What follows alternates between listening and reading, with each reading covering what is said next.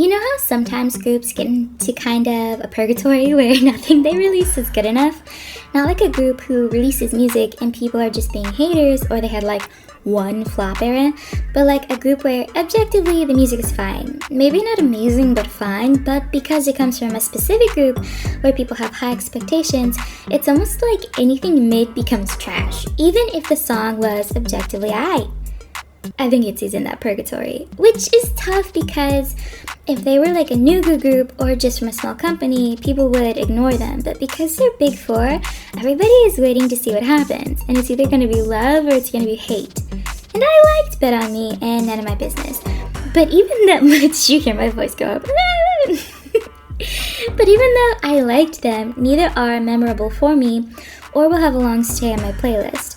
Low-key, I'm biased though because I like ITZY as a group, but if this was a different group that I barely cared about, these songs would have been like a, oh cool. Sorry, next. And I kind of think that's what it was for a lot of people.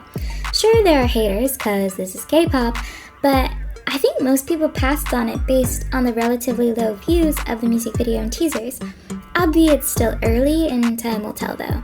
And listen, I'm a Mitzi, but I think their fandom is shaky.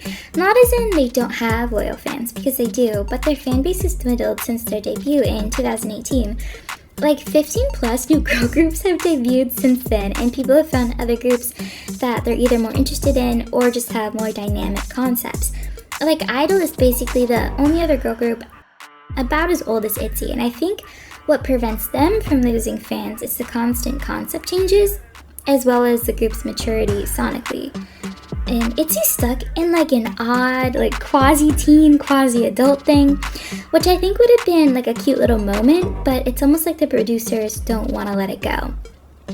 People have been saying the recent releases are mediocre, and like obviously nobody wants to hear that, but I do think ITZY is being held back. They don't write or produce their own stuff, and I don't know if they even really want to, but like given that they're always around music and they're always performing, it would probably be more meaningful for them and by extension their fans if their songs actually came from the members. Also, their demographic is basically the same age as the members, so they'd understand their audience, I would think, more than like a middle-aged man.